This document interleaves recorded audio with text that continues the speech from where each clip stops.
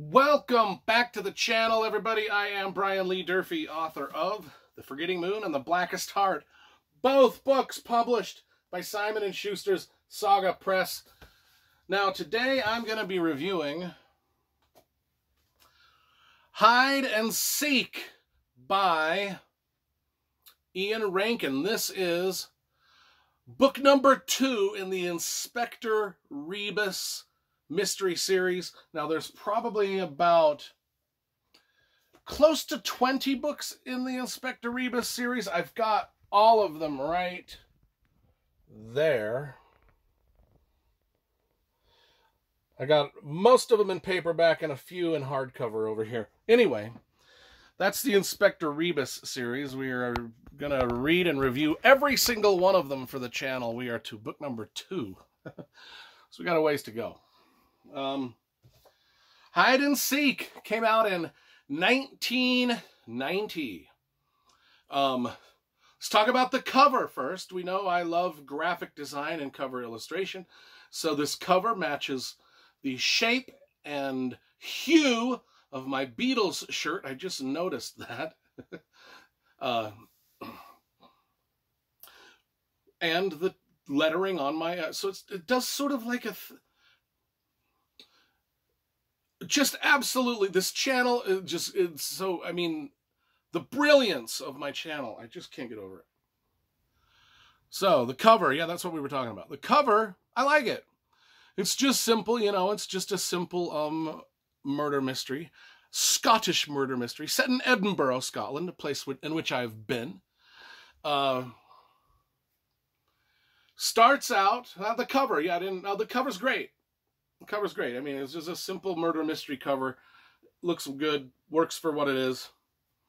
And the fact that it matches most everything else in the video, it's just a plus. A junkie, starts out with a junkie, kicks his girlfriend out of the apartment. That's the opening scene. He's just like, oh, fuck out. And she's like, but I don't, you know, and then you know how it is. A domestic dispute turned into a situation where somebody just gets booted, they get yeeted right out of their apartment. Gone, she's gone, out. Then we jump to a scene where 3 mysterious men, who we don't know who they are, throw another mysterious body who we don't know that is. So it's a dead body mystery, we don't know who that is. 3 mysterious men tossing that dead body into a hole in the ground, and then covering the hole in wet cement, and essentially, well, you know what that's going to do. I mean, that's a crime. That's a crime right there. I mean, you just can't go taking dead. That's a desecration of a body. I don't know if the person was murdered, killed. Maybe they just fell asleep, died in their sleep. Maybe they had a seizure, hit their head. We don't know how the person ended up not being alive, but the fact that they put them in a hole in the ground and covered with them cement is, well, that's a crime in itself. You just can't do that. So now we've got 2 things going on.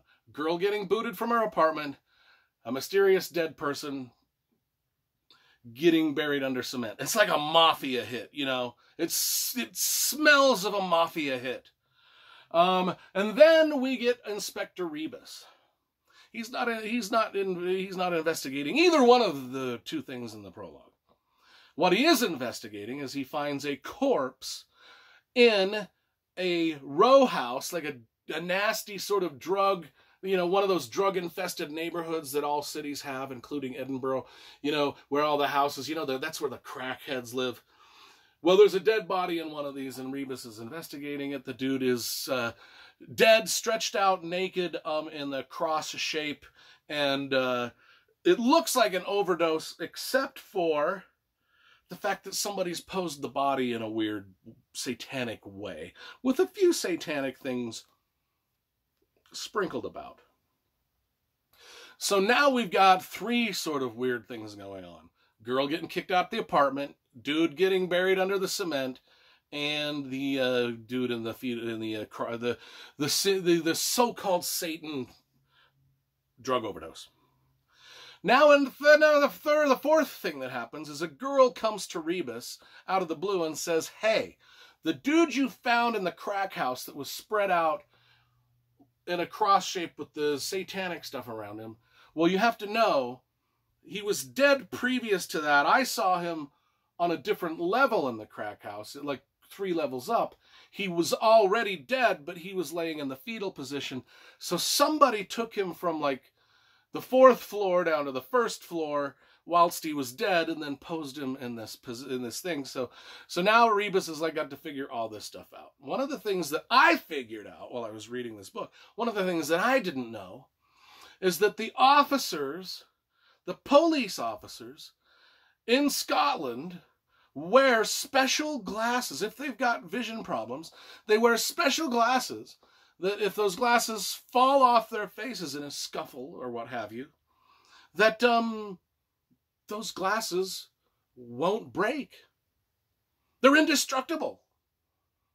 This, in 1990, the police force in Edinburgh, Scotland had indestructible glasses that the officers could wear.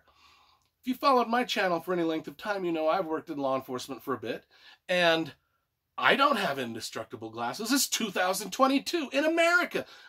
If these have fallen off my face during incidents, and I have blindly had to search for them. Sometimes they've been broke, sometimes they haven't. I'm just like, that's not fair. 1990, it's 2022. I don't know the math on that, but that's got to be at least 60 years ago that they had technology in Scotland that would keep your glasses not only on your head, but if they did fall off your head, they wouldn't break or become lost. And nothing, it was just a small little part of the story. Anyway, this book offers us lessons in Satanism that we will not soon forget. Because that is the rabbit hole that Inspector Rebus goes down to solve these problems that are initially introduced in the books. And the Satanism cults that are in Edinburgh, Scotland, and all of the things that happen with those things. I mean, it's dark, twisted, tortured stuff. And Rebus sort of, he goes down that rabbit hole, and he does not like what he finds. And that's probably about all I'm going to say about the plot. It involves those first 3 mysteries we're talking about, and Rebus trying to fit all of that together and find the bad guys, all whilst keeping his glasses on his head. Safely on his head. Knowing that if they were to fall off, that nothing bad could happen because they're indestructible. Wild and crazy stuff. I give Hide and Seek, again, Rebus is one of my favorite series of all time. Ian Rankin is a spectacular writer. I love the way he writes. I give Hide and Seek a solid 9 out of 10. The only thing I wish is it was longer, and because it's only about 200 pages. It's about the size of a Louis L'Amour novel. And gratefully, the further adventures of Inspector Rebus, the novels do get longer. They get to be about 500-600 pages each, and so they're even better then. Anyway, 9 out of 10 for Hide and Seek.